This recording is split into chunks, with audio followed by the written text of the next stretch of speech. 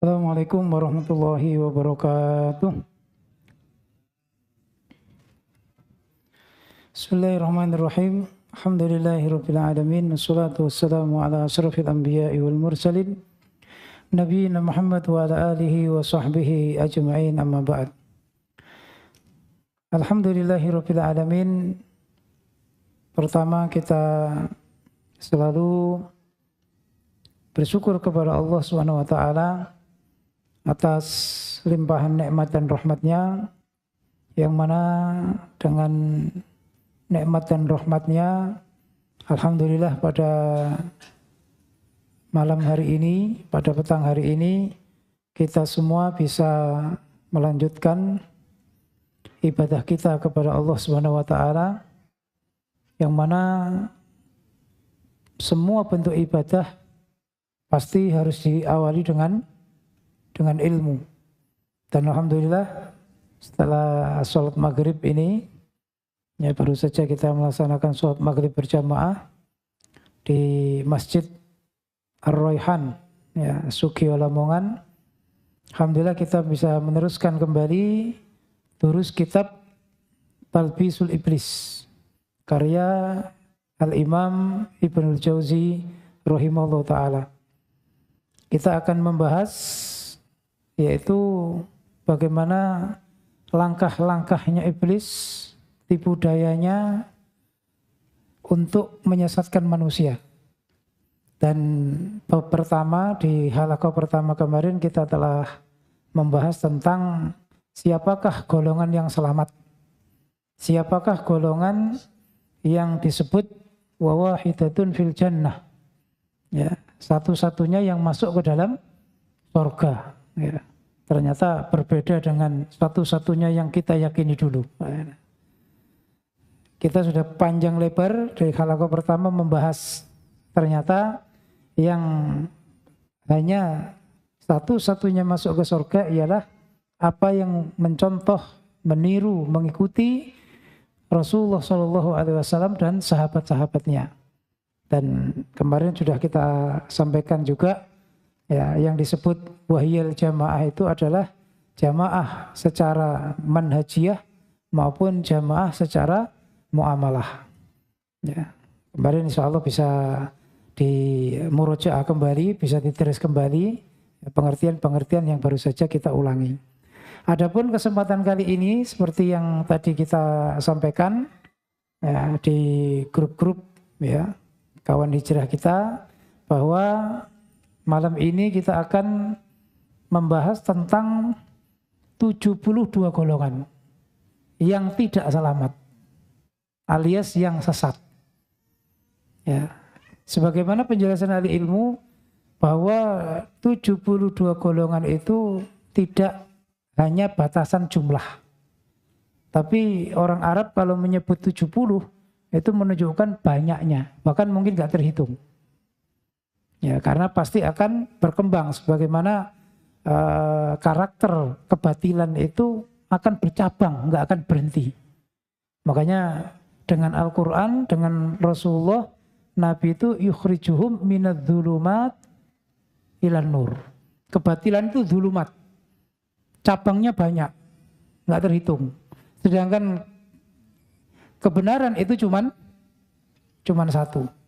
Ya, makanya dzulumat, minadz-dzulumat, dari beberapa kegelapan, ilan nur, cuman satu. Lafadznya bukan ilal anwar. Nah, beberapa cahaya, tapi satu cahaya. Ya, makanya Nabi menjelaskan, ya, umatnya akan terpecah 73 golongan, yang satu yang selamat yang kemarin sudah kita bahas. Nah, ini nanti kita akan membahas 72 golongan. Nah, nanti akan kita jelaskan dulu dari sumber-sumbernya dulu. Ya. Bagi yang kemarin sudah dibagikan kitab, ya bisa menyimak lewat kitabnya. Kitab ini ya tidak hanya matan dari Talbisul Iblis, tapi juga ada syarah atau komentar yang diberi judul oleh penulisnya, yaitu Al-Muntaqon Nafis. Itu yang terpilih, yang bagus, ya, untuk mensarai kitab Talbisul Iblis. Nah, kitab Talbisul Iblis itu adalah karya Imam Ibnul Jauzi, sedangkan Muntaqun Nafis ini adalah ditulis oleh Syekh Ali Hasan Ali Abdul Hamid. Kita langsung membuka kitabnya, yaitu halaman 36. 36, dan kita akan diajak oleh penulis untuk memahami jenis-jenisnya ahlu bid'ah. Ya, kalau tadi yang satu yang selamat itu ahlu sunnah, sedangkan yang tidak selamat itu adalah ahlul bid'ah. Ya. Kalau yang selamat itu yaitu ahlul haq, ya. Yang tidak selamat itu selain ahlul bid'ah juga ahlul batil, ahlul subhat. Nah, rancu, ya, tidak jelas. Maka di sini kita diajak oleh penulis yaitu memahami kategorisasi ahlul bid'ah. Artinya pembagiannya. Dikategorikan, ini kelompok apa, ini kelompok apa, nanti akan dijelaskan oleh penulis. Kalau di dalam disiplin ilmu, ya, pembahasan firqah ini namanya fiqhul firaq. Fiqhul firaq, yaitu memahami perpecahan Islam. Ya, kitab yang paling banyak membahas ini yang terkenal namanya Al-Milal wan Nihal, karya Imam Ibnu Hazm atau Imam Shahristani. Itu ada 2 kitab. Judulnya sama, Al-Milal wan Nihal. Beberapa agama dan beberapa keyakinan. Ada juga yang modern, itu juga sangat sistematis penulisannya. Nama kitabnya adalah Al-Mawsu'ah Al-Muyassarah. Jadi kamus yang mudah bil adyan, ya, wal madhahib, ya, wal ahzab, ya. Jadi kamus yang singkat, yang mudah, yang membahas tentang beberapa agama. Di situ tidak hanya agama Islam yang dibahas, ada juga agama-agama yang lain. Kemudian beberapa, termasuk madhab, ya, madhab baik dalam madhab agama maupun madhab fikih, itu juga ada. Termasuk ahzab al-mu'asirah, yaitu beberapa partai-partai atau kelompok-kelompok, ya, di zaman modern ini yang mengatasnamakan agama, itu dibahas di situ. Nah, khusus di kitab Talbisul Iblis ini kita akan diajak penulis untuk memahami firqahnya Islam. Sebagaimana hadisnya Nabi yang akan kita baca ini. Bismillahirrahmanirrahim. Qala al-muallif rahimahullah ta'ala dalam terjemahnya, yaitu kategorisasi ahlul bid'ah. Sahabat Abu Hurairah radhiyallahu anhu meriwayatkan bahwa Rasulullah SAW bersabda, "Farraqatil yahudu ala 71 awis nataini wa sab'ina firqah. Wan nasara misla dzalik wa taftariqu ummati ala 73 firqatan." Rasulullah bersabda, Yahudi telah terpecah menjadi 71 golongan atau 72 golongan. Nasrani juga sama. Sementara umatku akan terpecah menjadi 73 golongan. Dan hadis yang sudah kita baca sebelumnya, Nabi menjelaskan, wa wahidatun fil jannah wahyal jamaah. Hanya satu yang selamat, yaitu yang menetapi jamaah. Cuman masalahnya jamaah ini banyak yang mengklaim. Orang Syiah mengatakan ya jamaah dimaksud di situ adalah jamaah Syiah. Orang Ahmadiyah juga meyakini yang disebut-sebut jamaah ini adalah jamaah Ahmadiyah. Lain tidak. Sama dulu kita juga begitu. Sehingga bangganya itu luar biasa. Hadis ini telah kami singgung pada bab sebelumnya. Di dalamnya terdapat redaksi seluruhnya masuk neraka. Selain satu golongan. Berarti 72 itu masuk neraka. Para sahabat bertanya, Siapa ia wahai Rasulullah? Beliau menjawab, golongan yang dianut olehku dan sahabatku. Artinya yang mengikuti Nabi dan sahabat-sahabatnya. Nah, perlu dicermati di dalam pengertian ahli neraka.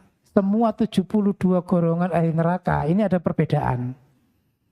Ya, ada perbedaan, artinya ada perincian yang perlu kita cermati. Jangan dianggap ahli neraka itu berarti selamanya. Ya. Yang dimaksud ahli neraka di sini, kalau yang dimaksud ahli neraka selamanya, berarti 72 itu yang keluar dari Islam. Ya, bukan yang termasuk masih Islam. Artinya sudah melakukan yang disebut nawaqid Islam. Ya, seperti orang sudah syahadat, sudah sholat, ternyata minta rezeki kepada ahli kubur, pada penunggu jin, ya penunggu kawah atau penunggu air terjun dari golongan jin. Itu berarti sudah melakukan syirik, maka hukumnya sudah keluar dari Islam ketika meminta pertolongan kepada selain Allah, karena isti'anah minta pertolongan itu adalah ibadah. Wa surfuha ila ghairillah syirkun. Ya, memberikan pengibadahan kepada selain Allah itu hukumnya syirik. Di 72 kalau kita kategorikan orang yang melakukan ya nawaqid Islam, maka yang dimaksud neraka selamanya karena sudah keluar dari Islam.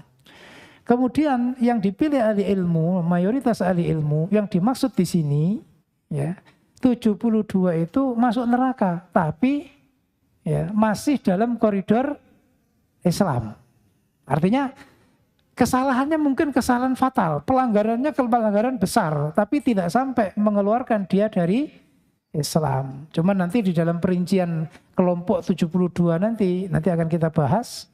Ya, memang ada yang sudah keluar Islam, ada yang belum. Meskipun pelanggarannya, keyakinannya parah. Nah, makanya dari sini perlunya kita teliti terhadap ilmu. Tidak, ya kalau bahasa Jawa itu gebiah uyah. Apa gebiah uyah itu? Disamaratakan. Pokoknya kalau ada dalil ya dakhalan nar itu maksudnya masuk neraka selama-lamanya. Enggak begitu. Ya. Bisa saja masuk neraka itu mampir karena punya dosa yang belum diampuni. Dan nanti karena dia masih iman, maka akan diambil oleh Allah, dikeluarkan dari neraka. Kemudian penulis mengatakan, apakah sakte-sakte ini diketahui keberadaannya? Artinya firqah 72 itu apakah diketahui mereka itu siapa, nama golongannya siapa, apa, pendirinya siapa, kemudian basisnya, ya, menyebarnya itu di daerah mana, itu apakah diketahui atau tidak? Ya, penulis memberi kita pertanyaan yang supaya kita itu penasaran. Ya, bagaimana 72 itu firqahnya diketahui apa tidak? Ya, penulis mengatakan kita mengetahui adanya perpecahan tersebut dan sakte-sakte utama atau firqah-firqah utama. Setiap golongan sakte-sakte ini terpecah menjadi beberapa sakte yang berbeda. Jadi menurut ya, penulis, ya, perpecahan 72 itu tidak semua berbeda-beda, itu tidak. Tapi ada perpecahan inti dulu. Ya, nanti dijelaskan oleh penulis, ya, yang dijelaskan itu adalah 6 golongan. 6 golongan ini yang merupakan perpecahan besar. Nah, masing-masing golongan ini akan mempunyai sempalan lagi. Ya. Jadi seperti yang kita sampaikan tadi, namanya firqah, kebatilan itu cabangnya nggak berhenti. Karena apa? Nggak punya pedoman kebenaran. Sehingga gurunya dengan muridnya nanti beda. Muridnya punya murid lagi, ilhamnya beda lagi. Ya. Bangun tidur, agamanya baru. Ya. Nanti tidur lagi, bangun, beda lagi. Yang tadi mansuh. Ya. Itu kalau alul batil. Makanya 6 golongan ini nanti itu masing-masing akan ya, mempunyai sempalan lagi, ya, firqah lagi. Yang disebut oleh penulis tadi. Meskipun kami tidak mengetahui secara mendetail nama dan mazhab perpecahan tersebut, pembacaan sakte tersebut. Namun secara garis besar sakte utama terdiri dari satu, haruriyah. Nah, ini karena itu basisnya munculnya pertama di daerah Haruro. Nanti kita bahas. Yang kedua, perpecahan yang kedua yang memecahkan firqah-firqah yang banyak juga, yaitu Qadariyah. Qadariyah itu orang yang meyakini bahwa manusia itu menentukan qadarnya sendiri. Tidak ada campur tangan Tuhan. Itu Qadariyah. Namanya Qadariyah tapi tidak percaya qadar. Yang ketiga, Jahmiyah. Ya, Jahmiyah ini keyakinan yang meniadakan nama dan sifatnya Allah. Nanti kita bahas. Yang keempat, Murji'ah. Murji'ah ini lawannya Haruriyah. Ya, lawannya Haruriyah.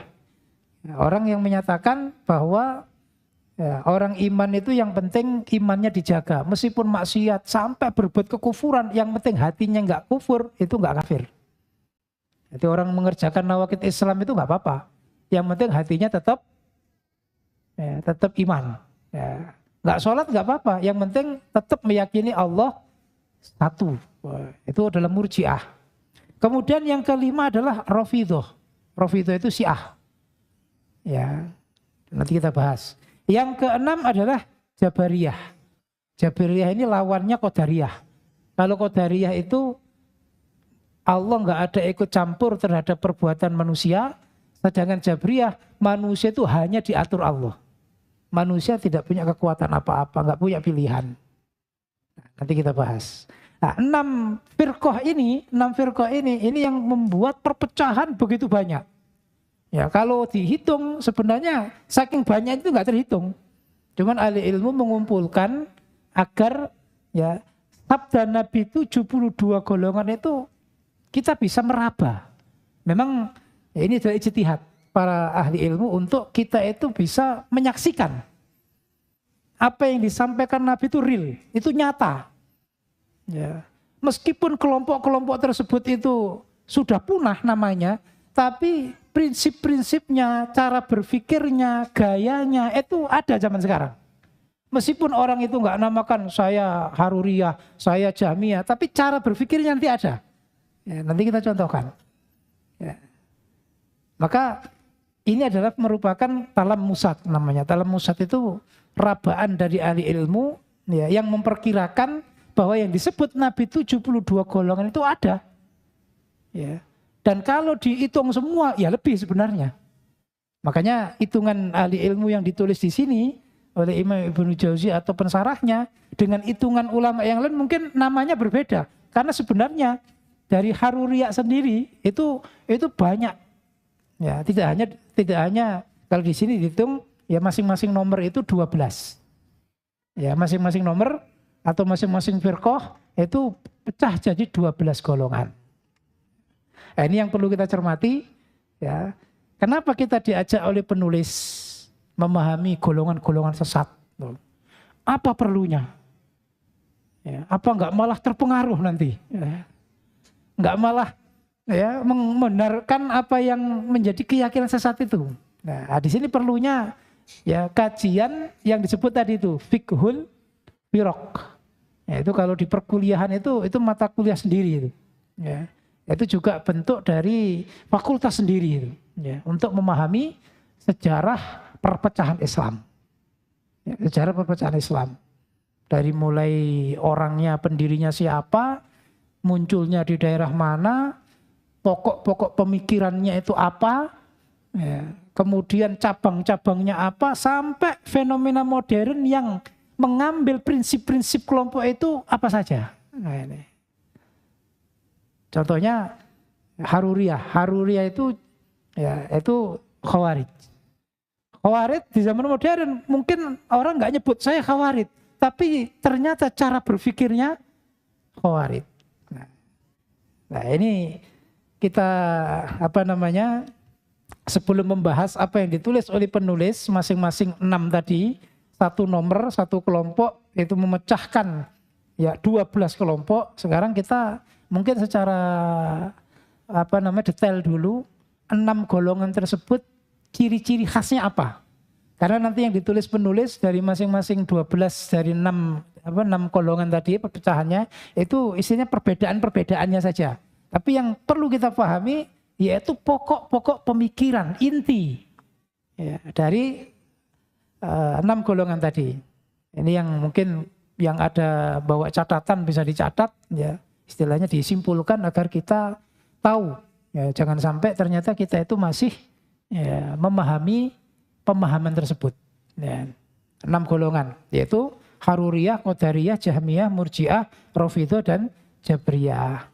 Sebagaimana yang kita sampaikan tadi di grup-grup tadi bahwa ya kita memahami ini itu tujuannya ya supaya kita tahu ya, supaya kita tahu ya siapakah firqah 72 golongan itu. Kemudian pola kesesatan yang berulang dari masa ke masa. Karena ahlul batil itu banyak berubah casing. Bajunya ganti-ganti. Namanya ganti-ganti, tapi akidahnya sama. Kayak kenal ya namanya ya. Jadi bajunya ganti-ganti, namanya gonta-ganti, tapi akidahnya sama, subuhatnya sama, bid'ahnya sama. Ya sama seperti Khawarij zaman dulu. Sekarang jadi apa? Ya. Khawarij yaitu ada namanya Neo Khawarij. Ya, Neo Khawarij ya orang-orang yang istilahnya radikal, orang yang takfiri. Ya, dulu ada Mu'tazilah. Sekarang nggak ada orang nyebut saya Mu'tazilah. Adanya apa? Neo Mu'tazilah yaitu liberal. Nah seperti itu. Itu namanya ganti tapi prinsip akidahnya sama. Kemudian kita juga akan kita bahas yaitu cara mengenali penyimpangan akidah, manhaj dan pemikiran mereka. Nanti akan kita bahas.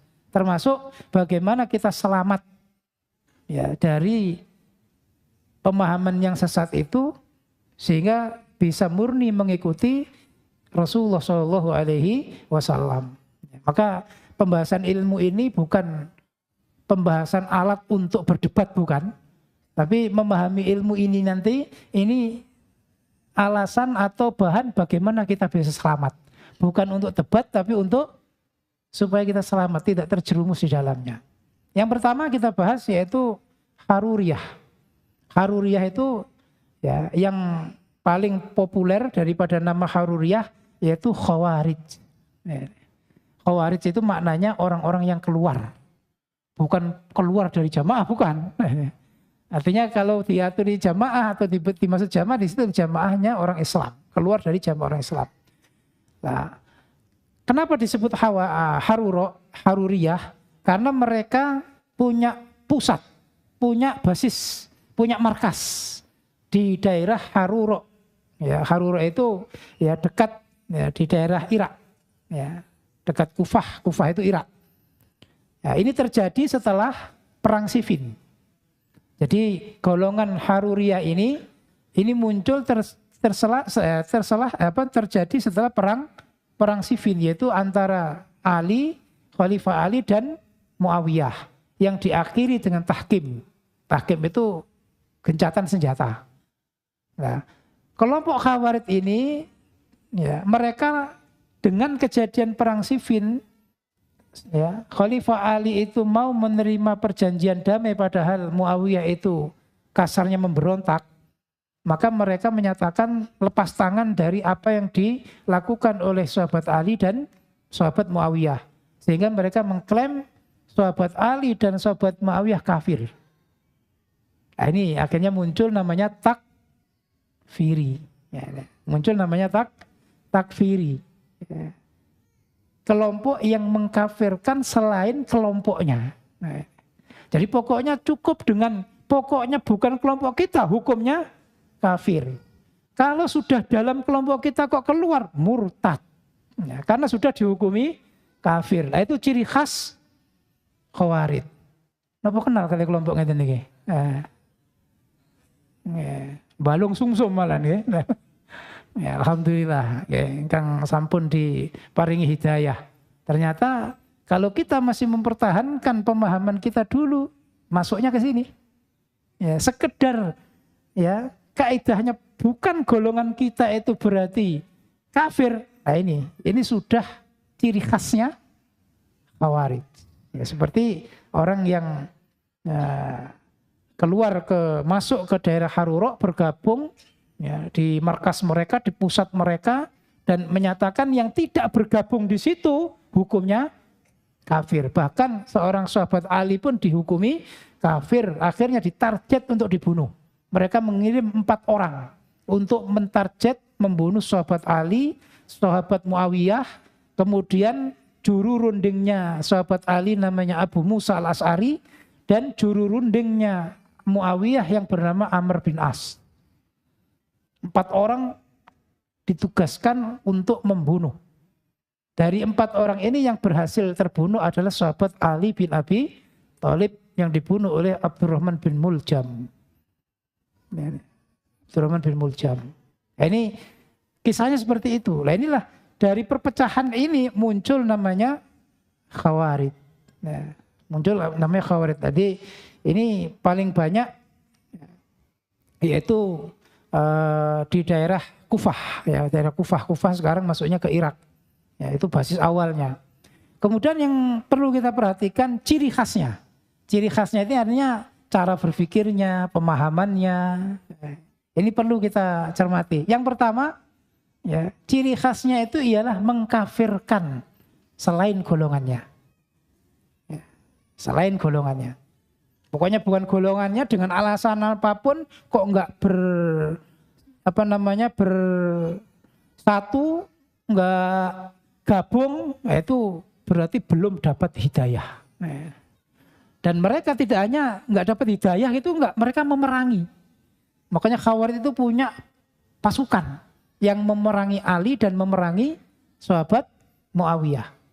Ya, kalau sahabat Ali itu kekhalifahannya di Kufah, sedangkan sahabat Muawiyah itu karena dulu gubernur di Syam, maka pada saat berperang itu ya basisnya atau kekhalifahannya di mana? Di Syam. Ya, baru setelah putranya Ali yang bernama Hasan itu menarik diri dari kekhalifahan, maka kekhalifahan secara sah yaitu dipegang oleh Muawiyah. Itu yang pertama. Kemudian yang kedua, selain mengkafirkan golongannya, ciri khasnya ialah mengkafirkan pelaku dosa besar. Jadi meskipun golongannya, kok dia melakukan dosa besar seperti berzina, naudzubillah, minum khamr, membunuh, riba, maka dihukum mati. Ya, dihukum mati. Jadi mereka membuat kaidah itu tidak hanya diterapkan ke orang lain yang bukan golongannya. Golongannya sendiri kalau tidak ya mengikuti aturan itu dihukum mati. Ya. Makanya semua orang yang zina nggak ada perbedaan antara sudah nikah atau enggak. Mereka diranjam.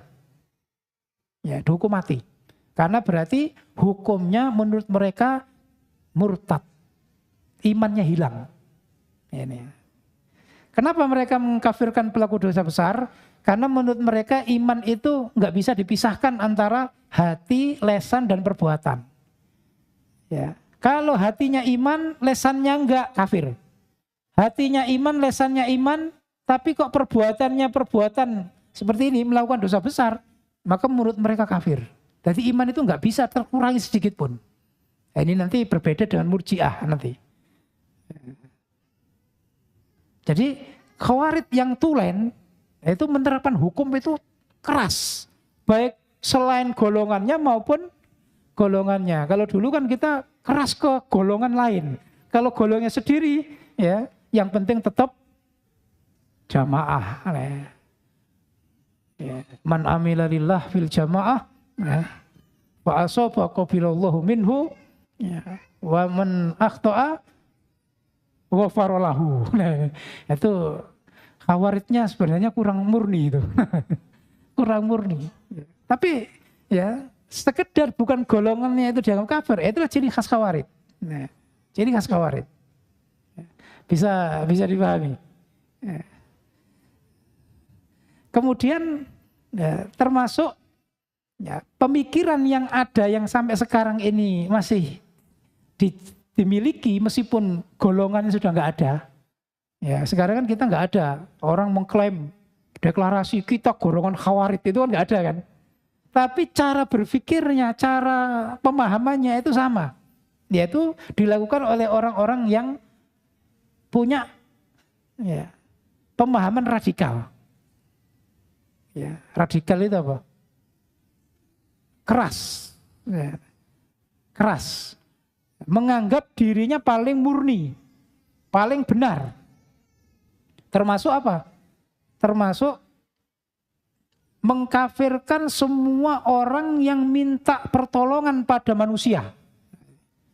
Akhirnya apa? Mereka menyatakan seperti negara republik kayak seperti Indonesia ini. Ya, mereka membuat, menurut mereka Khawarij itu membuat undang-undang sendiri, aturan sendiri, rakyatnya harus taat. Ya, maka menurut mereka semua tauhid. Semua tauhid. Bahkan orang Islam yang menyatakan tunduk kepada undang-undang yang ada di negaranya, peraturan di negaranya, benar apa tidak, pokoknya tunduk, itu disebut tauhid juga. Makanya mereka santai saja. Kalau bom atau bom bunuh diri itu meskipun kawasan di situ banyak Islamnya nggak peduli. Karena apa? Ini orang-orang Islam yang diam berarti sama-sama tauhid. Itu meskipun mereka tidak mengklaim atau deklarasi bahwa dia itu Khawarij, tapi itulah pemikiran Khawarij.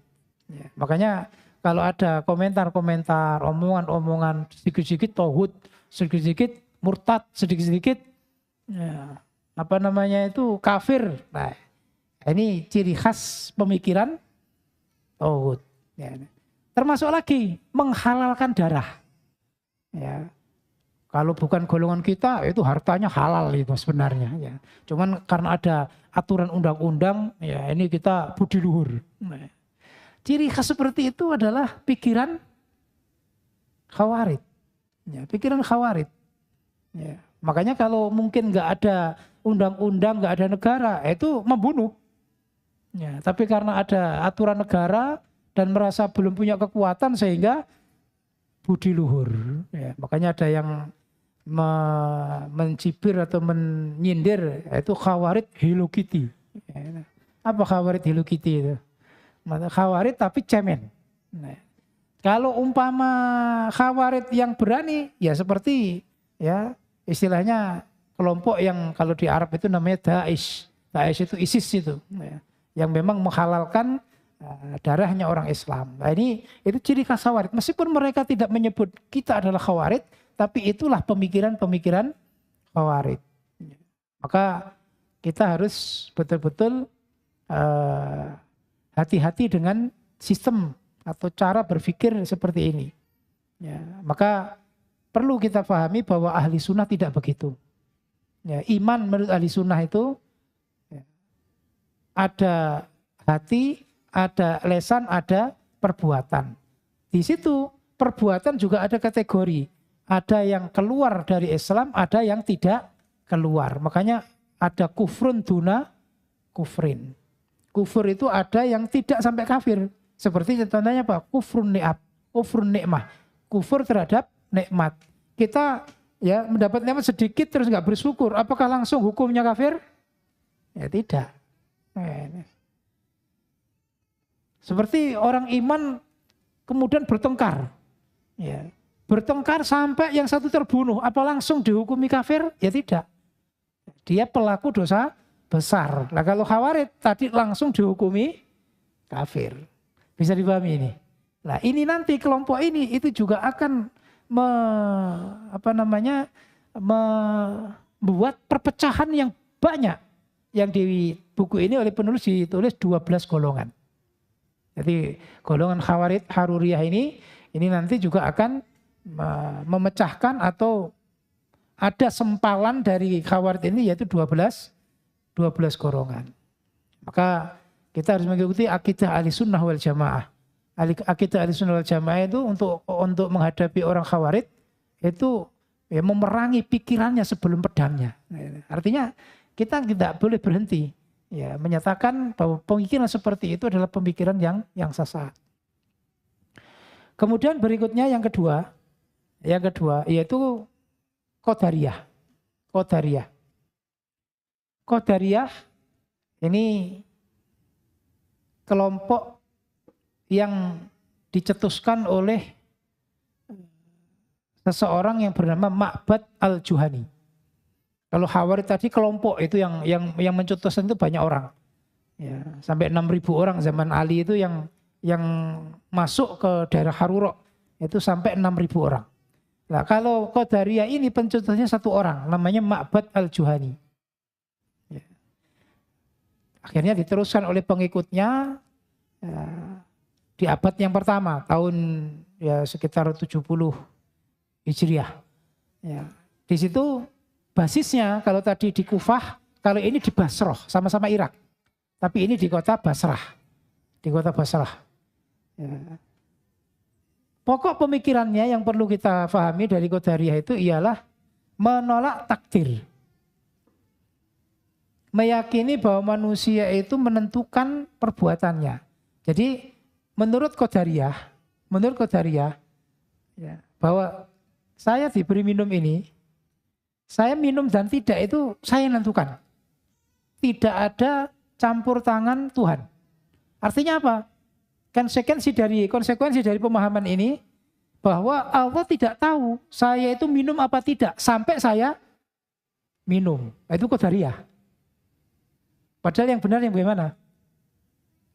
Allah sudah tahu saya nanti minumnya kapan, yang saya minum itu berapa, itu sudah ada takdirnya.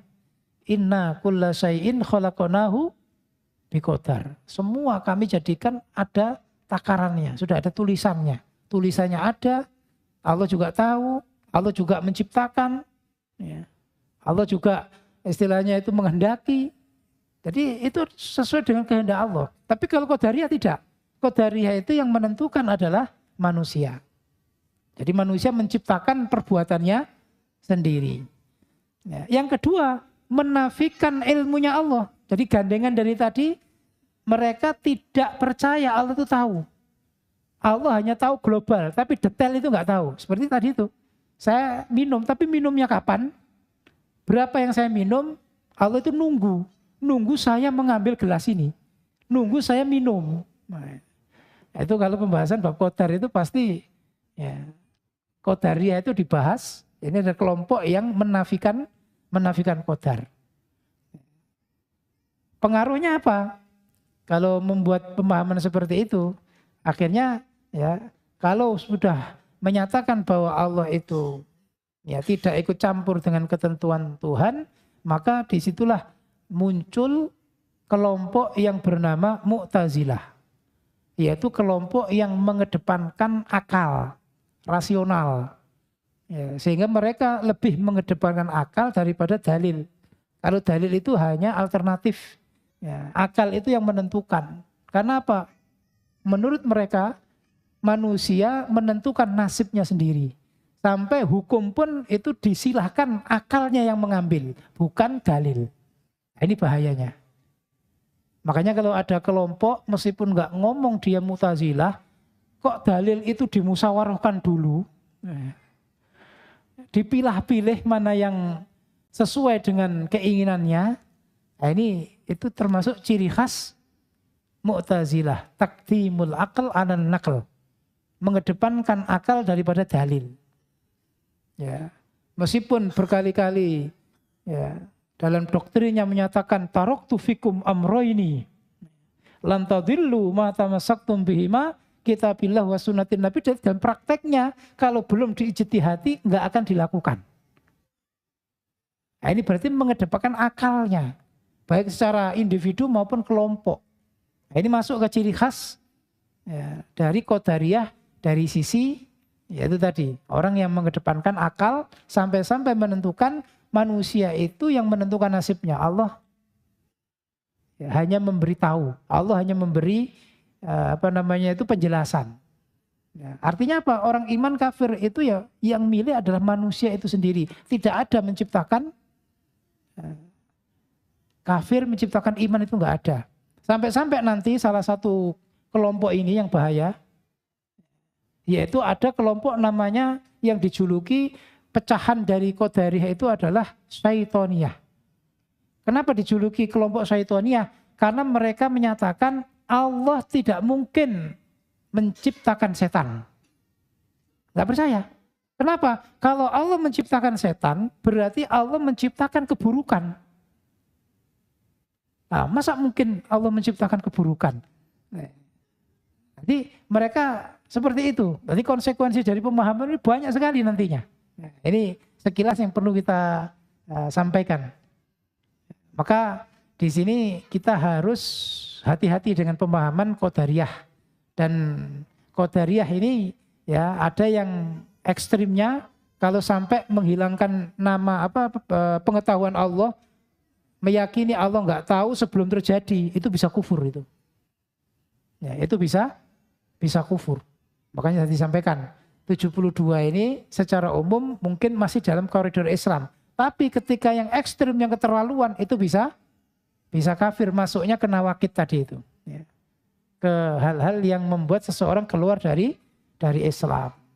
Maka kita harus hati-hati. Apalagi ada hadis dalam hadis Abi Dawud bahwa Al-Qadariyah majusi hadil ummah. Ya, majusu ku hadil ummah. Qadariyah itu adalah majusinya umat Islam. Ya, karena apa? Seakan-akan ada dua kekuatan. Ya, Allah nggak mampu intervensi terhadap perbuatan manusia sampai manusia itu menentukan. Kan kalau tadi Allah nggak tahu kapan saya minum, itu kan berarti Allah ada ilmu yang nggak tahu. Ya, padahal innallaha bikulli syai'in alim. Ya, ini pemahaman yang perlu kita cermati. Untuk zaman modern ini yang perlu kita hati-hati juga, meskipun tidak ada klaim kelompok Qadariyah, tapi cara-cara berpikirnya itu masih ada. Contohnya apa? Contohnya mengkultus individukan seseorang sampai ya paribahasanya itu mendewakan orang. Meyakini bahwa hidupnya itu yang mengatur alam. Ya, ini bahayanya kelompok tasawuf, kelompok sufi. Yang wali itu ada wali badal, wali kutub, wali masjub. Dan mereka meyakini orang-orang yang dianggap wali itu bisa mengatur alam. Nah ini prinsip-prinsipnya sama seperti Qadariyah. Bahwa ada momen-momen tertentu, hal-hal tertentu yang Allah itu nggak bisa intervensi. Karena itu ada di kekuatan manusia. Sekarang itu masih banyak seperti itu. Meskipun nggak sholat, meskipun ya istilahnya ya katakan kasarnya itu tampilannya seperti orang yang kurang sehat, ya kurang waras, tapi dianggap wali. Ya ini bagian pokok dari pemikirannya Qadariyah. Kemudian juga ada keyakinan khurafat, mitos-mitos, ya, legenda-legenda, nah, yang itu masuk di pemahaman masyarakat. Ya, kan banyak takhayul-takhayul, khurafat-khurafat. Kalau ada burung hantu, sebentar lagi berarti ada yang mau mati. Ya. Kalau burung gagak itu terbang ke kiri, wah ini ada sial. Ya, kalau nabrak kucing, ya enggak diramut, wah ini pasti akan mengalami musibah. Nah, ini namanya mitos-mitos yang seakan-akan itu semua di luar kekuasaannya Allah. Ya, sampai lewat jalan tertentu harus kula nuwun. Nah, ini masuk bisa ke syirik. Nyuwun sewu Mbah. Lewat terowongan ngebel din. Nah itu supaya ya izin ke penunggunya. Ini semuanya seakan-akan bahwa ada kekuatan yang Allah itu enggak intervensi. Nah ini pokok-pokok pemikiran Qadariyah.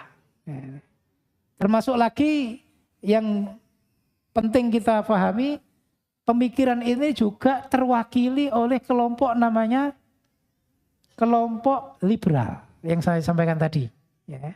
Kelompok yang mengedepankan akal, rasional. Jadi dalil Quran itu masih dipikir dulu. Mereka harus bisa memahami bahwa Quran itu masuk akal. Kalau enggak masuk akal, mereka tolak. Bahkan kisah pun mereka enggak akan percaya. Contohnya apa? Contoh Ashabul Fil. Kisah Ashabul Fil. Yang mana di dalam surat Al-Fil diceritakan dilempar oleh batu dari burung ababil. Batu dari neraka yang dibawa oleh burung ababil. Mereka enggak percaya. Itu mitos. Itu cerita dongeng. Itu supaya hanya untuk perumpamaan. Ya. Karena enggak mungkin ada batu ya, dibawa dari barang goib. Ya. Ini enggak masuk akal. Nah, kemudian bagaimana mereka memahami ya kisah dibuktikan dengan sejarah bahwa pasukan gajahnya Abraha itu lobang-lobang. Ya, orang-orangnya juga kena hantaman kerikil yang panas dengan lobang-lobang. Mereka menyatakan itu penyakit cacar. Nah, kalau mereka menyatakan penyakit itu ada virus, ada bakteri. Ya. Sehingga itu masuk akal. Jadi mereka nggak mau menerima kisah yang nggak masuk akal. Ya. Seperti itu. Dan semua yang bertentangan dengan ya, logika mereka nggak akan terima. Ya, mereka tidak akan terima. Termasuk apa? Termasuk ya, ada hadis yang menyatakan sholat itu terpotong kalau dilewati 3 hal. Dilewati himar, dilewati perempuan, dan dilewati anjing hitam. Nah, konteksnya Nabi bersabda itu karena 3 hal tersebut mengganggu pikiran. Merusak konsentrasi.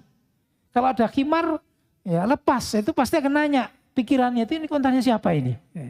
Ada wanita, pasti dia akan terpengaruh melihat. Apalagi anjing hitam yang umumnya galak. Pasti akan membuat sholatnya itu tidak konsentrasi. Konteksnya begitu. Tapi bagi kaum liberal, memahaminya enggak. Hadis ini harus kita tolak 100% menurut mereka. Loh kenapa? Karena di sini wanita disamakan dengan anjing dan khimar. Itu pemikiran mereka. Ya, makanya banyak Quran dan hadis itu ditolak. Apalagi kalau hadis itu kalau enggak sampai derajat mutawatir itu enggak akan diterima oleh orang liberal. Itu pemikirannya sekarang seperti itu. Kenapa hadis tadi ditolak? Meskipun itu ada dalam Sahih Bukhari. Hadisnya sahih, tapi menurut mereka derajatnya enggak sampai mutawatir dan itu bertolak belakang dengan akal mereka. Bisa dipahami? Jadi meskipun kelompok ini namanya sudah enggak terdengar, tapi cara-cara pemikirannya masih ada. Ya, masih ada. Maka kita harus waspada. Ya.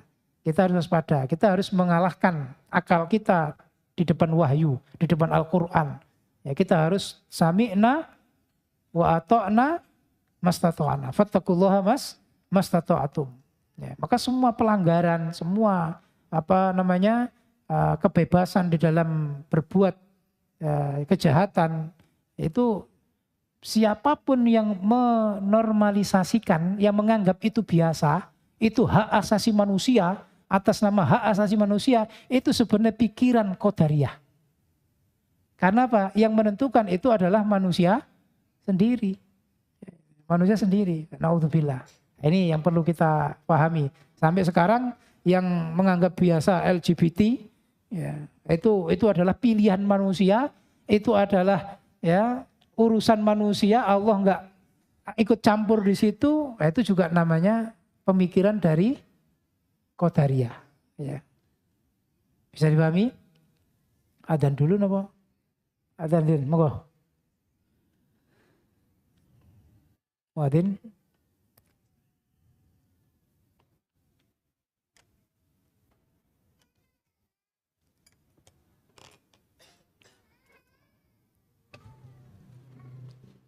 Allahu Akbar, Allahu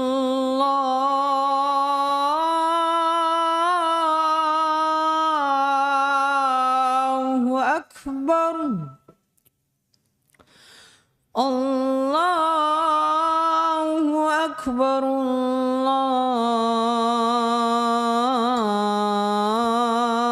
Allahu Akbar. Allah. أشهد أن لا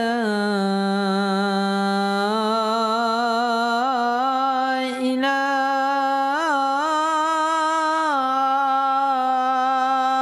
إلا الله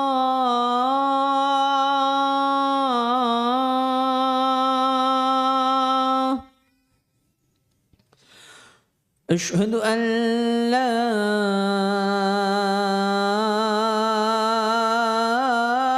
إله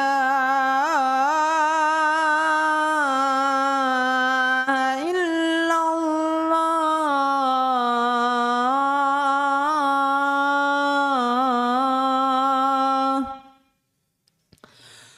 أشهد أن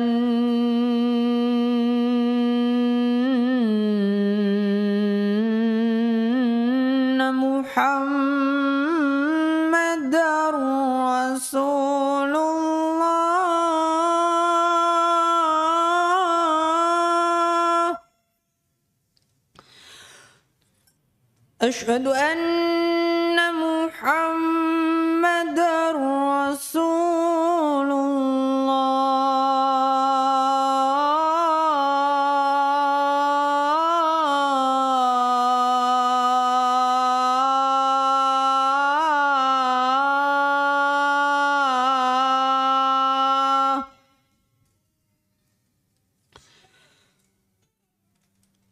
حي على الصلاة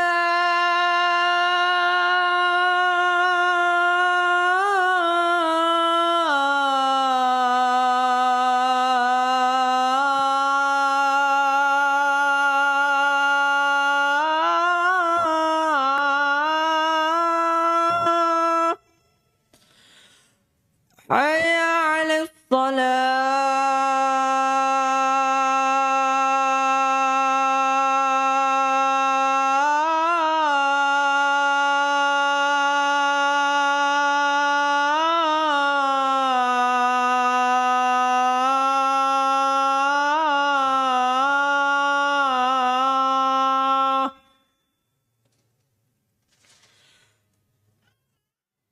حي على الفلاح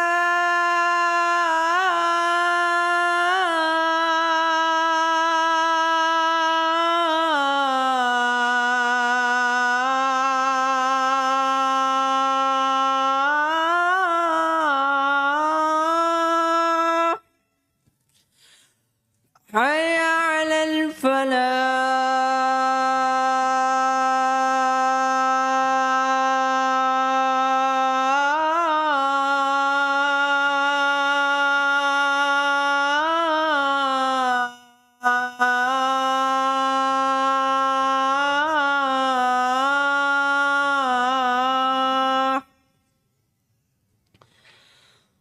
الله أكبر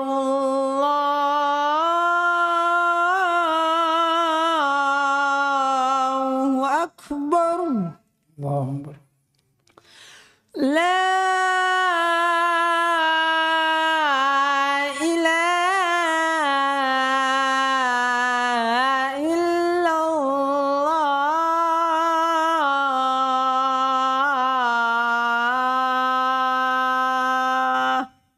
Allahu Akbar.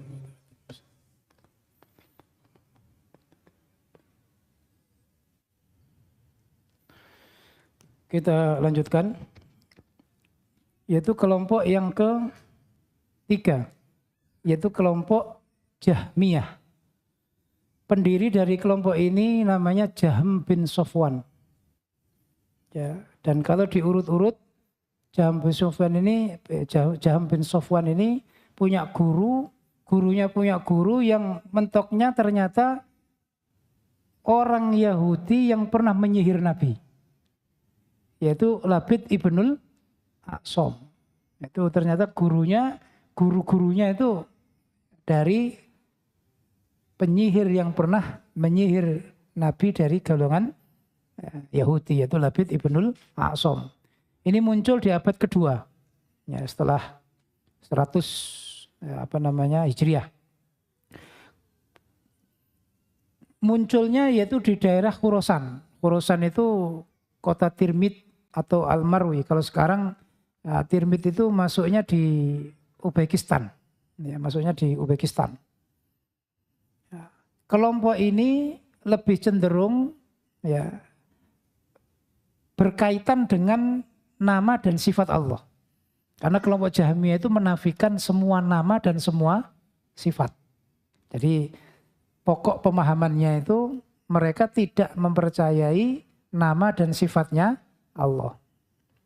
Ini berbeda dengan setelahnya nanti ada Mu'tazilah, ya, yang di situ Mu'tazilah ya, hanya meyakini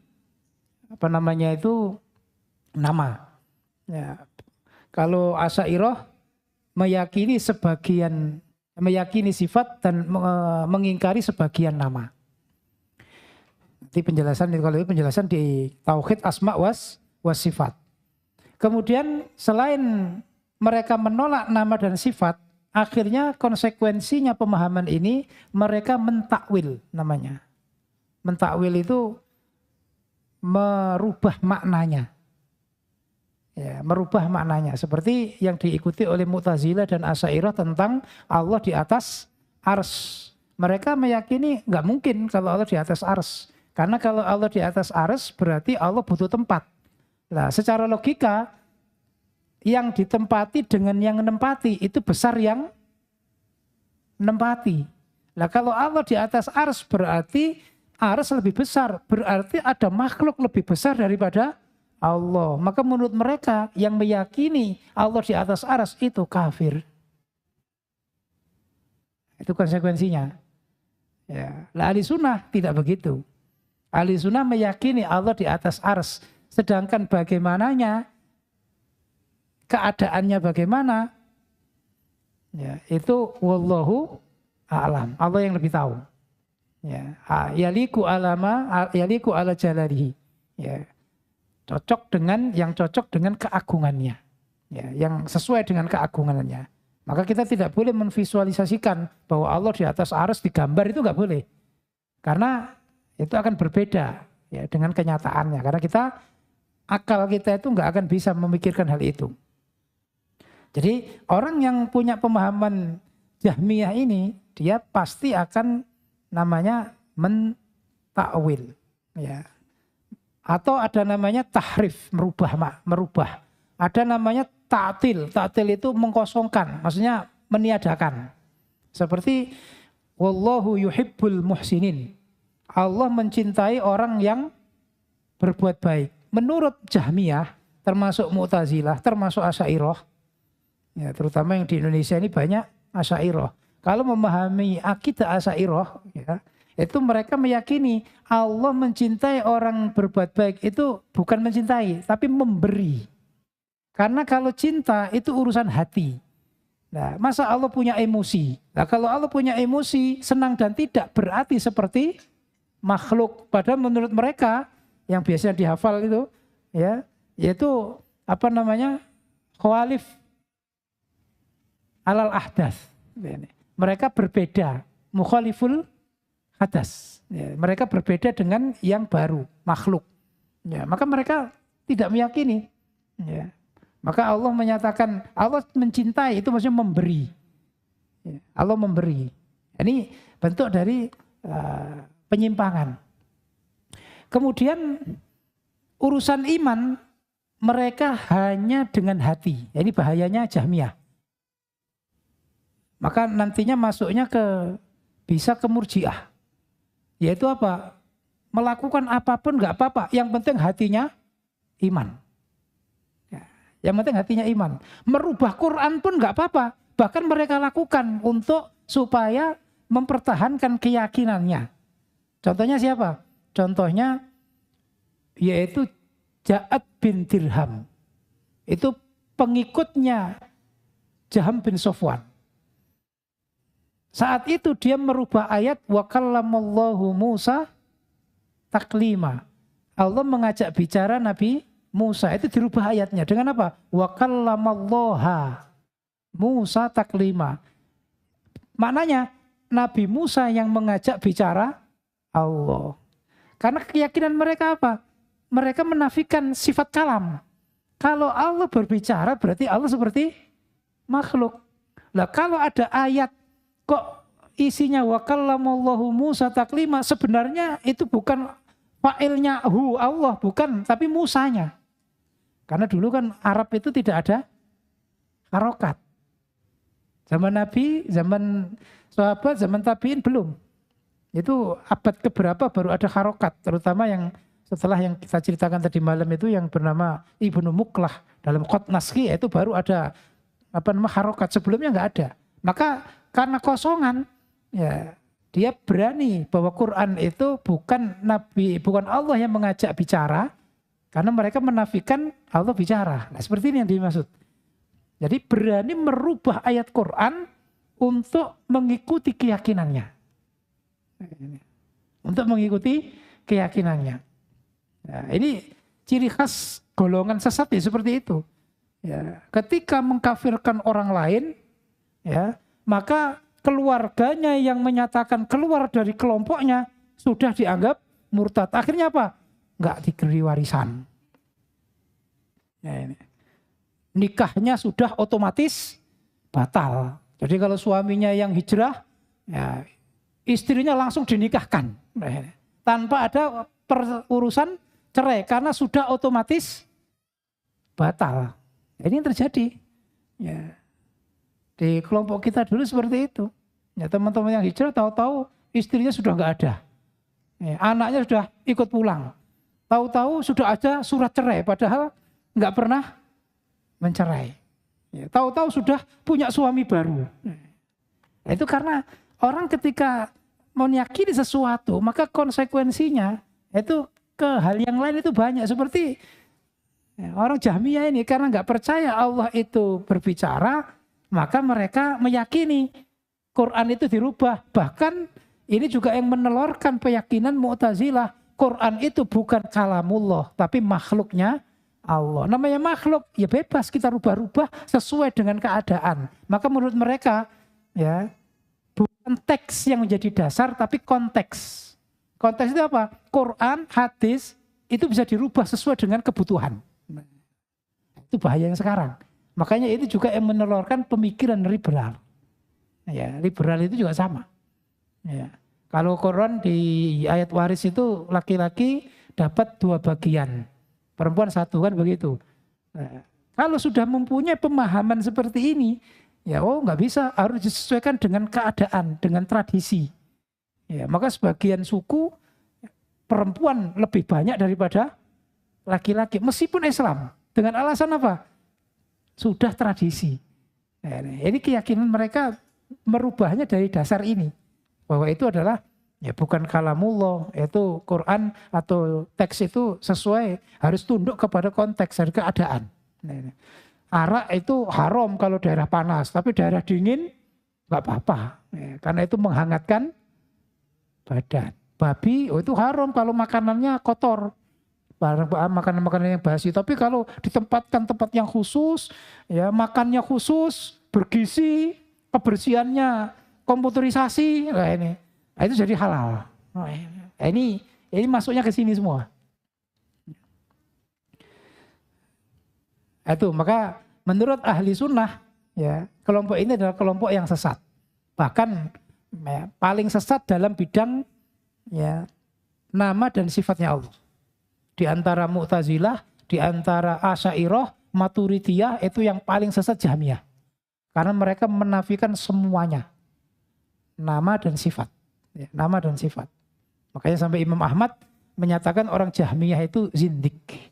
Bahkan Imam Bukhari menulis di Sahih Bukhari ada namanya Kitabut Tauhid. Hadis yang dimasukkan itu banyak membantah kelompok ini. Kelompok Jahmiyah. Kalau dulu kita ngaji kan hanya makna, keterangan, nggak tahu maksudnya apa. Padahal Imam Bukhari menulis Kitabut Tauhid itu tujuannya membantah kelompok Jahmiyah. Tapi Imam Bukhari difitnah mempunyai kepahaman Jahmiyah. Itulah kebenaran itu salah diartikan, salah dipahami sehingga orangnya dimusuhi. Imam Bukhari diusir sana sini. Soalnya tuduhannya Imam Bukhari mengatakan Quran itu makhluk. Padahal Imam Bukhari menulis Sahih Bukhari di dalam Kitabut Tauhid itu membantah kelompok Jahmiyah. Kelompok yang mengatakan yang alirannya nanti ada Mu'tazilah, yaitu mengatakan Quran itu makhluk. Ini pembahasannya memang agak sedikit ya, namanya sejarah, kemudian berbicara pokok pemikiran ya seperti ini agak detail ya. Kalau hanya sekilas nanti kita nggak akan paham ya. Nah, untuk menghindari kelompok ini ya kita harus tahu ya ciri khas mereka dalam urusan nama dan sifatnya Allah itu ada 4 mereka. Yaitu yang pertama ada tahrif namanya. Tahrif itu merubah. Itu ahli sunnah tidak akan pernah tahrif. Ya. Kemudian tamtsil. Tamtsil itu Allah diserupakan. Ya, itu juga ahli sunnah akan menolak. Ada namanya takyif. Takyif itu ya istilahnya apa? Memprediksi. Oh begini. Allah di atas ars itu oh begini. Nggak bisa dimaknai bertempat. Bersemayam nggak bisa. Ya, akhirnya mereka mengadakan tahrif, perubahan makna. Ya, dengan perubahan makna akhirnya mempunyai kalimat yang mentakwil. Akhirnya apa? Istawa diganti istaula. Bertempat diganti menguasai. Allah di atas arsy menurut Jahmiyah, Mu'tazilah, kemudian Asy'ariyah, Maturidiyah, bahwa Allah itu istaula. Makanya supaya sensitif kalau ada orang mengatakan, oh Allah tidak di atas arsy, Allah itu di mana-mana. Sekarang kalau kita lihat orang umum saja itu menyatakan serahkan pada yang di atas. Artinya meyakini Allah itu di atas. Tapi hakikatnya kalau kita kenal Asy'ariyah itu hakikinya menyatakan Allah di mana-mana, tidak di atas arsy. Itulah kelompok yang ketiga. Ya, kelompok yang ketiga, maka kita harus betul-betul menyatakan bahwa iman terhadap Al-Quran, zahir dan batinnya. Ya. Kita memahami sesuai dengan kemampuan kita. Makanya ayat dalilnya tafakkaru, ya, fi khalqillah wa la tafakkaru fi zatillah. Silakan bertafakkur tentang makhluknya Allah. Jangan banyak berpikir tentang zatnya Allah yang akal kalian tidak akan mampu. Ini yang terjadi di kalangan orang Kristen, terjadi itu namanya teologi. Jadi akhirnya orang Kristen itu sampai sekarang masih berselisih Tuhannya itu yang benar yang mana. Ada Roh Kudus, ada Tuhan 3, Trinitas dan sebagainya. Makanya mereka masih musyawarah terus, Tuhannya itu siapa. Nah kita jangan sampai ya agama sudah jadi, syariat sudah jadi masih dimusyawarahkan. Ini kira-kira cocok apa enggak? Kalau cocok ya diijtihadkan, kalau enggak ya berarti ini enggak bisa diamalkan. Barang siapa yang memahami kok mengamalkan, ini berarti ngeresolusi. Ini berarti bahasanya nyingkur. Nyingkur, naudzubillah. Yang keempat, Murji'ah. Kelompok Murji'ah ini juga sama seperti Khawarij, ya tidak diketahui pencetusnya siapa. Ya. Kemudian munculnya abad ke-1 sama seperti Khawarij. Dan pokok pemikirannya bertolak belakang dengan Khawarij. Kalau Khawarij itu lebih menekankan kepada ancaman supaya orang itu takut, maka hukum mereka itu keras. Ya, orang yang bergabung di daerah Harurok tadi, kalau dia dari wanita, maka saat dia haid, dia harus membayar sholat. Itu Khawarij. Makanya kalau urusan mempersungguh, urusan totalitas dalam ibadah, mereka luar biasa. Tapi sesatnya karena menganggap mereka yang paling hebat. Nah, sehingga mengkafirkan sahabat Ali juga. Merasa mereka itu lebih murni. Makanya Ibnu Umar sangat heran dengan orang Harurok itu. Pernah Ibnu Umar itu tawaf. Di sampingnya ada orang Haruri. Cara pakaiannya, cara kelihatan. Kemudian dia nanya kepada Ibnu Umar dengan pertanyaan bagaimana hukum darahnya nyamuk. Jadi nanya tentang hukum darahnya nyamuk. Maka Ibnu Umar kaget. Ya, kalian dengan darah manusia itu ringan, sedikit-sedikit bunuh, sedikit-sedikit bantai. Bukan golongannya bantai, dosa besar eksekusi. Tapi menanyakan hukum darahnya nyamuk. Nah, ini keanehan orang Khawarij. Nah, sedangkan Murji'ah itu kebalikannya. Kebalikannya bagaimana? Apa-apa nggak masalah. Yang penting hatinya tetap iman. Berbuat apa saja nggak apa-apa. Yang penting hatinya masih tauhid. Nggak sholat nggak apa-apa. Nggak zakat nggak apa-apa. Nggak berbuat baik nggak apa-apa. Melakukan perbuatan orang kafir nggak apa-apa. Yang penting hatinya iman. Sampai menolong orang kafir itu nggak apa-apa. Yang penting hatinya iman. Jadi rukun imannya itu cuma satu. Pokoknya iman kepada Allah. Nggak ada iman-iman ke yang lain atau dibuktikan dengan sholat, zakat, puasa, nggak ada. Ini kelompok Murji'ah. Ini basisnya banyak di daerah Kufah juga, sama seperti Khawarij. Ciri khasnya tadi itu, amal bukan dari bagian iman. Jadi amal dengan iman itu pisah.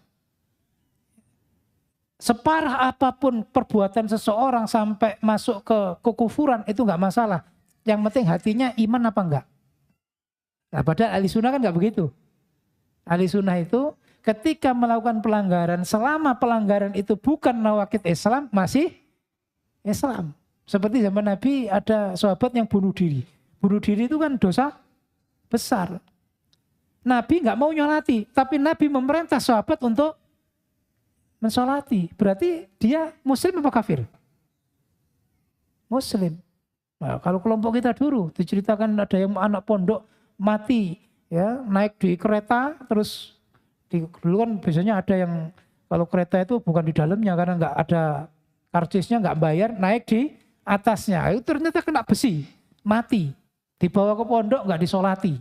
Semua nggak boleh nyolati karena apa? Melanggar aturan. Nah, dianggap sudah kafir. Nah, ini sudah murtad, nggak mengikuti ijtihad. Nah, ini ciri khas dari Khawarij tadi itu. Nah, kalau Murji'ah melakukan apa saja tidak. Makanya ya termasuk sebagian ustadz yang di Indonesia ini mengklaim atau memberi penilaian kelompok kita dulu itu gabungan antara Khawarij dan Murji'ah.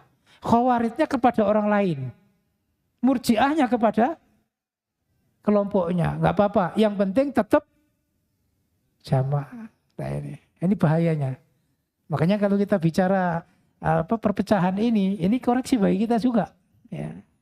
Ternyata kita dulu pernah melakukan seperti itu. Makanya ya di Tenggarai ini aliran baru karena menggabungkan Khawarij dan Murji'ah.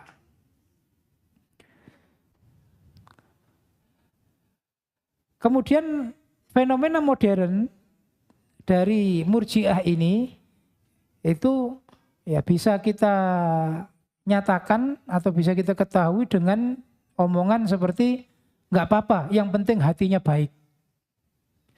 Ya.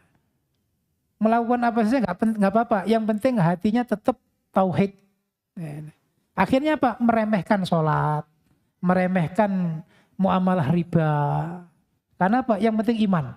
Apalagi ada ucapan nggak apa-apa maksiat, ya berinteraksi riba. Nanti kalau hasilnya banyak sedekah. Nah, ini itu juga benih-benih dari pemikiran Murji'ah. Karena apa? Menganggap dosa itu nggak apa-apa. Yang penting tetap di dalam ya, hatinya itu tetap merasa iman. Apalagi kalau sudah berada di kelompok yang sudah dinyatakan inilah jalan satu-satunya masuk surga. Yang lain jangankan masuk, harapan aja nggak ada. Harapan masuk surga itu nggak ada. Jadi itu tadi, kalau ke yang lain Khawarij, kalau ke kelompoknya sendiri yang penting jamaah. Nggak apa-apa, meskipun hatinya sudah nggak memahami pemahaman jamaah, yang penting nggak deklarasi hijrah. Wah. Diramut. Nah, seperti ini perasaannya apa? Ya ini tadi. Ya. Ini ciri khas dari pola pikir dari kelompok yang disebut Murji'ah. Maka dia pasti menormalisasikan semua kemaksiatan. Boleh.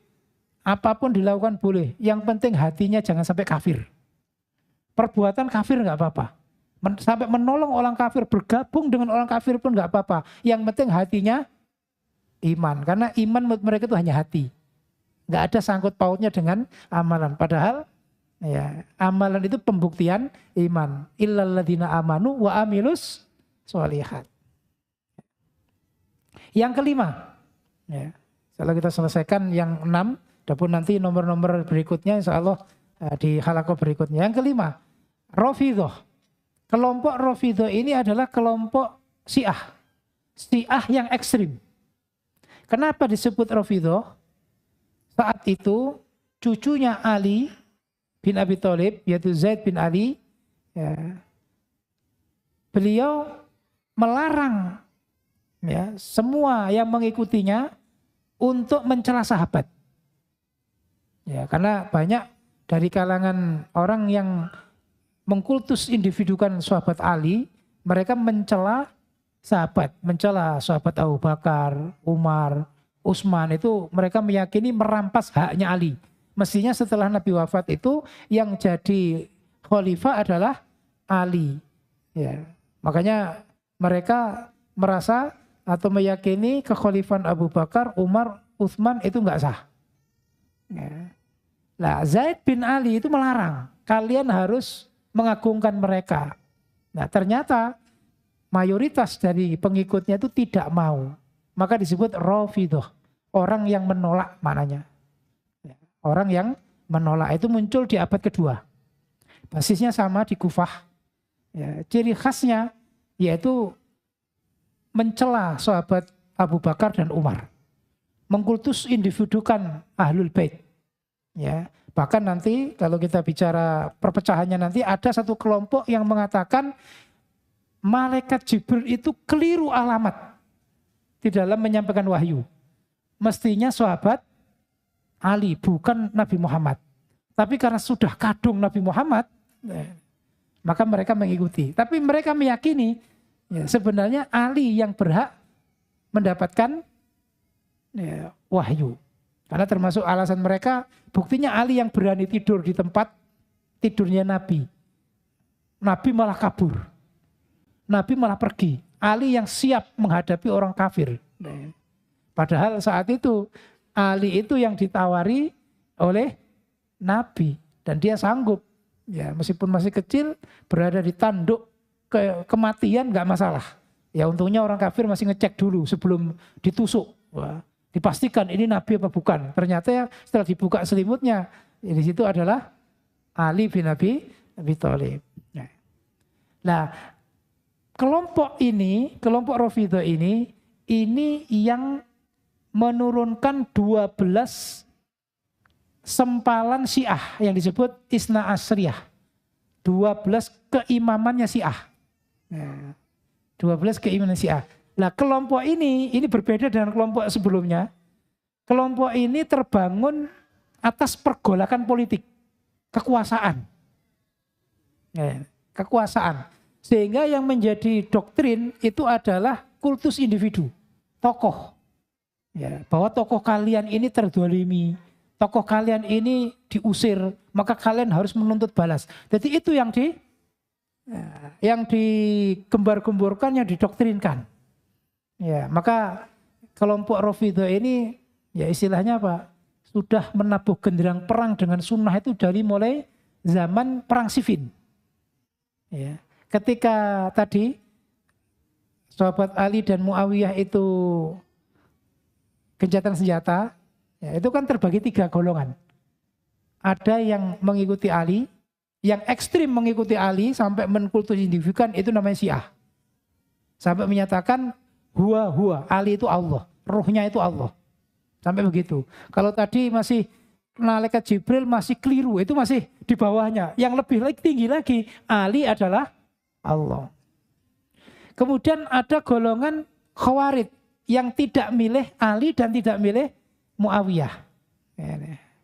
Kemudian ada golongan lagi ya yang di situ yaitu netral. Artinya netral ya menerima keadaan perpecahan sampai menunggu nanti persatuan, yaitu kelompok yang tidak mengkultus individu dengan Ali dan tidak gabung dengan Khawarij. Itulah ya kelompok yang pertengahan. Kelompok yang pertengahan. Nah ini kalau ini yang memunculkan kelompoknya Syiah. Ya, nanti kelompok Syiah akan dibahas ada 12. Ya, ciri khas dari kelompok ini yang perlu kita cermati, ya, yaitu pola pikirnya itu bertahan kepada dalil tertentu. Makanya kalau ada istilah ada kelompok ingkarus sunnah, itu banyak dari Syiah. Karena mereka hanya menerima hadis dari Ali. Itu kalau terpaksa itu. Kalau enggak, ya mereka lebih memilih Al-Quran. Sehingga isunya, ya Qurannya Syiah yang ekstrim itu ada tambahannya. Tidak hanya 30 juz.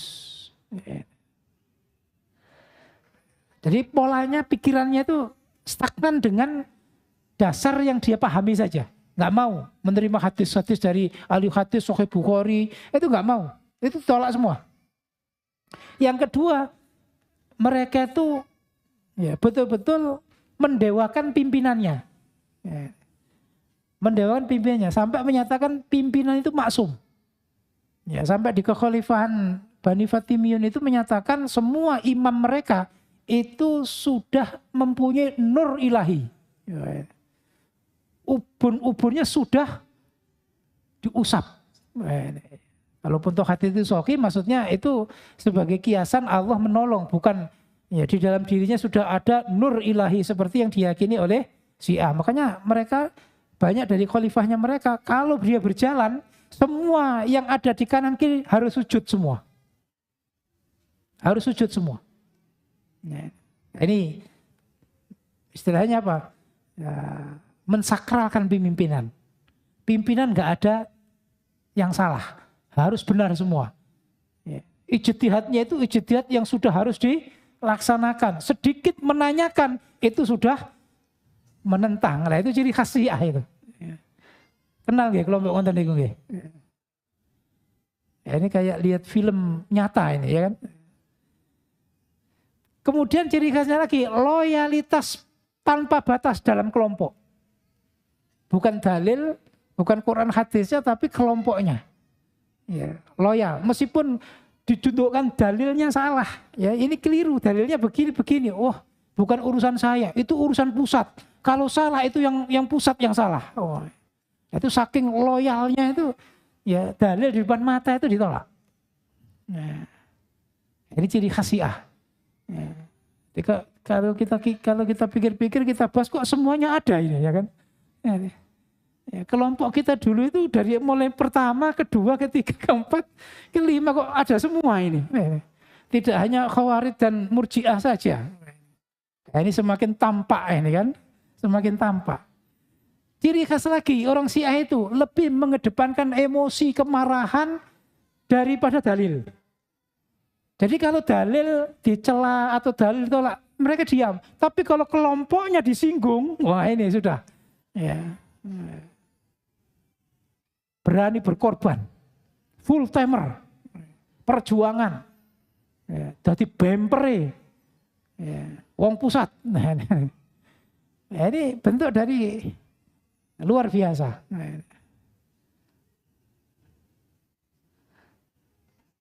Makanya semua pimpinan, semua imam selain imamnya itu dianggap tidak sah. Semua orang kok tidak mengakui pimpinan mereka berarti bukan golongan orang iman, bukan golongan mereka. Hidupnya tidak halal. Itu ciri khas Syiah. Ya, ciri khas Syiah. Maka hari ini membahayakan umat, ya, membahayakan umat. Apalagi ya, mereka selalu mendoktrin bahwa pimpinan-pimpinan mereka, pelopor-pelopor mereka itu terzolimi. Terutama yaitu dari cucu Nabi, sahabat Husain yang mereka yakini telah dibantai oleh ya Ubaidillah bin Ziyad. Ya, beliau dan semua istri-istri dan anaknya sekitar hampir 70 orang itu dibantai. Nah itu yang digembar-gemborkan bahwa ya pimpinan kalian, pimpinan kita ya, keturunan langsung dari Ali bin Abi Thalib itu terzalimi, maka kalian harus menuntut balas dengan orang-orang sunnah. Itu yang mereka bakar. Makanya tadi itu emosi dikedepankan daripada dalil. Ya. Dan parahnya lagi, agama dibangun dengan sejarah, bukan dengan dalil.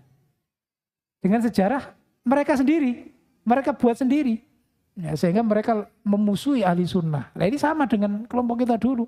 Yang digembur-gemburkan kan pimpinan-pimpinannya, tokoh-tokohnya, pelopor-pelopornya. Ya, bahkan ketika kita dulu mengenalkan sejarah Nabi saja, itu dianggap mendangkalkan. Nah, kita sebut para sahabat, para ahli ilmu, itu ulama siapa itu? Sedikit kata ulama, padahal itu ahli ilmu. Karena apa? Bagi mereka yang terpenting itu menyebut tokohnya. Nah, itulah kelompok, ciri khasnya kelompok Syiah. Terakhir, ya, terakhir. Gak apa-apa ya? Nanggung nih. Jabriyah atau Jabariyah. Kelompok Jabariyah, pendirinya ini dinisbatkan kepada Jaham bin Sofwan. Yang tadi kelompok Jahmiyah tadi. Makanya tadi kita sampaikan bahwa termasuk Jabriyah itu ya bagian dari kelompok yang meniadakan nama dan sifat tadi karena hubungannya dengan qadar. Dan ini lawan dari Qadariyah. Kalau Qadariyah meyakini manusia menentukan nasibnya sendiri, Allah nggak ada intervensi apa-apa, sedangkan Jabriyah 100% Allah. Manusia nggak punya kekuasaan, nggak punya pilihan apa-apa. Nah, ini tidak sesuai dengan ahli sunnah. Ahli sunnah itu pertengahan di antara Qadariyah dan Jabriyah.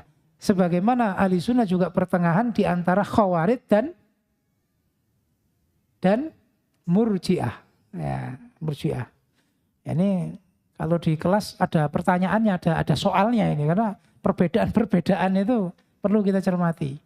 Ini abad kedua munculnya, daerah basisnya atau menyebarnya daerah Khurasan. Khurasan tadi itu, ya daerah Tirmidz, daerah Marwi, kawasan Iran. Kalau sekarang masuk di Asia Tengah, ya dari mulai Uzbekistan, Kazakhstan, Turkistan itu daerah Khurasan dulu. Pokok pemikirannya manusia tidak punya kehendak sama sekali. Yang menentukan hanya Allah Subhanahu wa ta'ala. Sehingga menyatakan perbuatan manusia itu perbuatan yang terpaksa. Ya. Tidak ada tanggung jawab moral. Artinya di situ bukan pilihannya. Ya. Bukan pilihannya. Nah, bahayanya pikiran ini apa? Ini akan menormalisasi penganiayaan. Ketika seseorang menganiaya, katakanlah penguasa semena-mena menganiaya, dia berdalih ini kehendaknya Allah. Bukan kehendak saya. Mencuri ditangkap. Kenapa mencuri? Ini sudah ada takdirnya, bukan saya. Saya hanya melaksanakan qadar. Nah, itu bahayanya.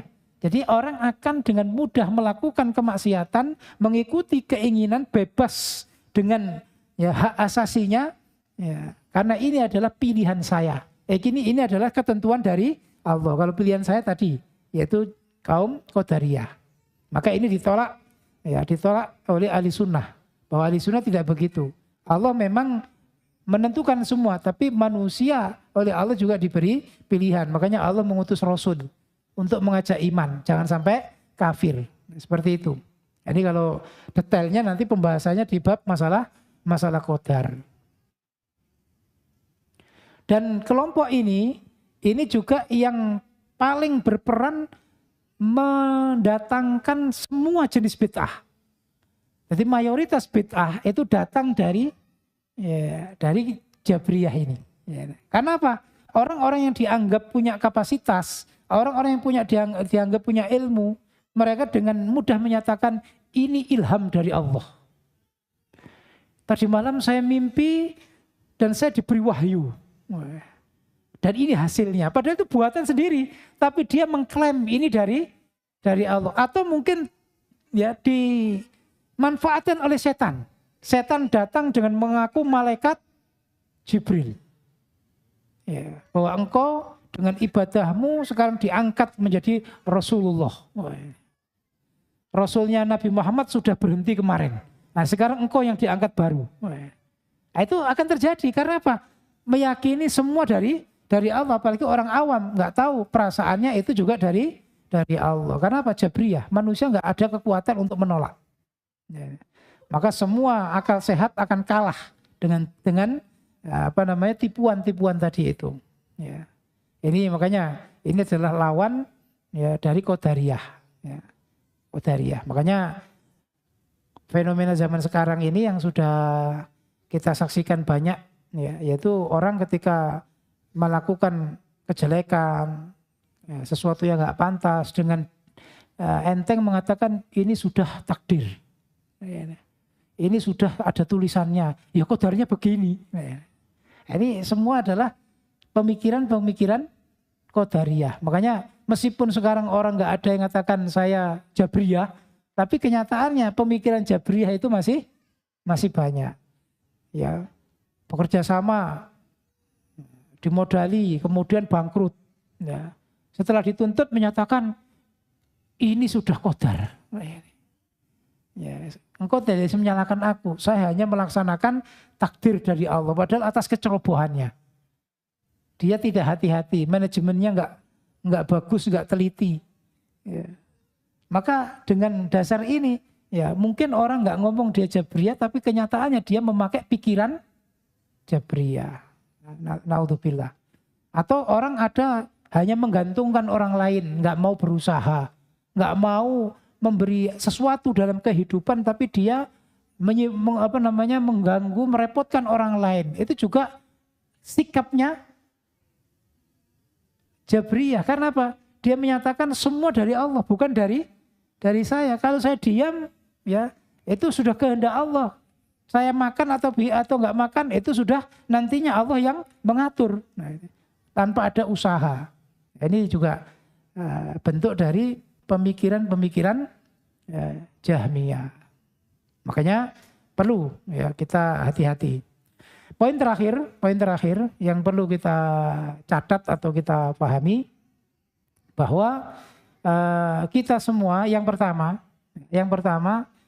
kita harus memahami dalil Quran dan hadis secara detail, secara itu maksimal. Agar apa?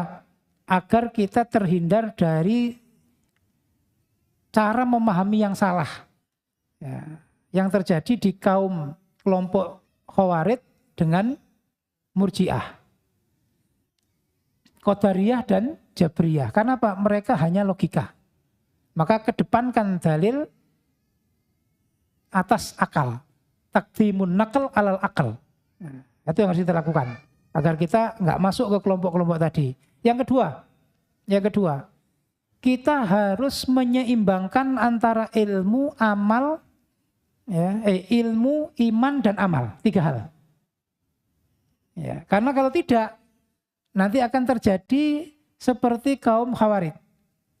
Mereka tidak menyeimbangkan, semua dijadikan satu. Sehingga satu terpisah, hukumnya hilang semua. Atau seperti Murji'ah, nggak masalah. Ya. Iman, amal nggak ada, ilmu nggak ada, nggak masalah. Tetap iman. Nah, maka itu harus kita keseimbangkan. Makanya kan ayatnya kan illal ladzina amanu wa amilus sholihat. Ada iman, ada ilmu, ya, kemudian ada amalan. Ya, sehingga kita tidak masuk kelompok-kelompok tadi. Yang ketiga, kita harus menetapkan takdir itu pertengahan. Artinya Allah sudah memutuskan, tapi Allah membuat sebab-sebab.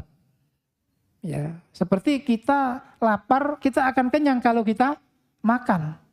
Tapi kalau kaum Qadariyah tidak. Saya kalau nggak makan pasti lapar. Padahal bisa saja orang nggak makan berhari-hari itu masih hidup. Ya, seperti banyak kejadian di bencana alam 3 hari 4 hari tertimbun kayu atau bangunan itu masih hidup. Itu buktinya. Ya, maka kita menyeimbangkan qadar itu yaitu pertengahan. Allah memang menentukan tapi Allah membuat sebab musabab yang kita yaitu bisa memilihnya. Yang keempat kita harus mengikuti manhaj ahli sunnah dalam asma wa sifat. Sehingga kita tidak jatuh ke pemahaman apa tadi? Jahmiyah. Ya, kita meyakini semua nama dan sifat, tidak mentakwil, tidak mentahrif, tidak mentamtsil, tidak ya mentakfil. Nah, itu dalam kajian tauhid asma wa sifat. Yang kelima, kita harus menghormati ya para sahabat, para ahli ilmu. Ya. Sehingga kita tidak terjerumus seperti terjerumusnya Syiah. Yang mereka hanya membuat sejarah kelompoknya sendiri. Ya. Tidak mengindahkan jasa para sahabat yang luar biasa. Yang sampai Abu Bakar dan Umar yang disebut dalam Al-Quran saja mereka nggak mengakui. Ya ini. Maka kita harus mengetahui sejarah para sahabat, keutamaan mereka, sehingga tidak jatuh di kelompok Khawarij, kelompok Syiah tadi itu. Yang keenam, kita harus berpegang kepada jamaahnya ulama, ahli ilmu. Kita mengikuti ahli ilmu. Ya. Fas'alu 'alal dzikri in kuntum la ta'lamun. Jangan mengikuti umumnya orang. Jangan mengikuti yang terbanyak. Jangan mengikuti yang paling keren, yang paling canggih. Karena kalau begitu kita masuk ke Khawarij tadi. Karena mereka punya basis, punya kekuatan. Ya, termasuk dalam sekarang punya mengedepankan logika liberal dan sebagainya, sekuler dan sebagainya. Kalau kita berbicara ya istilahnya itu kecanggihan, ya, berbicara terhadap intelektual dan sebagainya, itu ya kita akan meninggalkan para ulama. Dianggap para ulama itu zaman dulu. Sekarang nggak bisa mengikuti ulama. Kalau mengikuti ulama nggak bisa makan kita. Nah, itu terjerumus ke golongan tadi itu, Khawarij, golongan Qadariyah, ya termasuk liberal tadi itu. Yang terakhir, ya kita harus mempunyai ya tawadhu.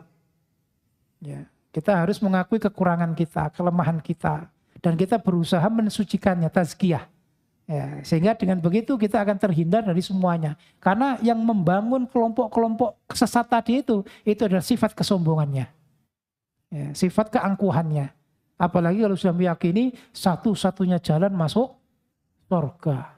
Di antara miliaran manusia, kitalah yang diberi hidayah. Ya, apa bapak-bapak, ibu-ibu ridho, selain kita itu punya harapan masuk surga. Nah ini ya sudah. Nah, itu kesombongan itu yang membuat ya sesat. Dulu berapa, sekarang berapa. Dulu punya apa, sekarang apa yang nggak punya. Wah itu terus digembor-gemborkan. Nah, itulah kesombongan yang menimbulkan banyaknya kerusakan tadi. Maka ya inilah 6 kelompok ini yang menelurkan kelompok yang sampai jumlahnya di dalam buku ini diperinci 72. Insya Allah perinciannya masing-masing akan kita bahas secara sekilas. Ya tadi sudah terbahas semua. 72 itu sudah terbahas, terwakili. Itu intinya. Adapun yang 12 diperinci itu istilahnya perbedaan-perbedaan satu kelompok, pecahan dengan pecahan yang lain. Ya, bisa dipahami. Dan ternyata apa yang kita yakini terwakili dalam 6 kelompok tadi. Ya, 6 kelompok tadi. Na'udzubillah. Dan alhamdulillah Allah sudah memberi hidayah. Semoga saudara-saudara kita yang masih terbelenggu di dalam mendengarkan apa yang kita bahas ini. Ya, sehingga pemikirannya bisa terbuka. Ya, sehingga mau bertanya, mau ingin tahu, insya Allah ya, itu hidayah sudah insya Allah di depan mata. Ya. Jadi wong Jawa terontong. Ya. Cuman ya masalahnya kalau meskipun terontong, tapi kalau nggak ada niat ya untuk mencari kebenaran itu ya sulit. Makanya ya kadang-kadang orang sesat itu bukan nggak senang dengan kebenaran, ya. Malah dia bangga dengan kebenaran. Tapi ternyata dia keliru memahami yang benar. Nah ini yang masalah. Ya. Jadi bukan benci kebenaran, tapi keliru dalam memahami yang benar. Maka alhamdulillah kita oleh Allah diberi hidayah sehingga mengetahui. Allahumma arinal haqqo haqqon warzuqna ittiba'ah wa arinal batila batilan warzuqna ijtinabah. Insyaallah saudara kita di dalam ya doa ini terus. Tapi ya Allah belum paring. Ini semoga kita live ini bisa didengarkan ya, sehingga bisa terbuka hatinya. Jazakumullah khairan, insya Allah itu yang bisa kami sampaikan. Nah, ada kurangnya mohon maaf yang sebesar-besarnya, dan ini termasuk terlama ini ya. Tapi karena supaya nggak putus ya, karena global sudah disampaikan, nah tinggal nanti terusannya adalah perincian masing-masing. Ada kurangnya mohon maaf yang sebesar-besarnya. Jazakumullah jannah, wallahu majelis sadat, wal hadi ila rasad, wa akhiru da'wana alhamdulillahirabbil alamin. Wassalamualaikum warahmatullahi wabarakatuh.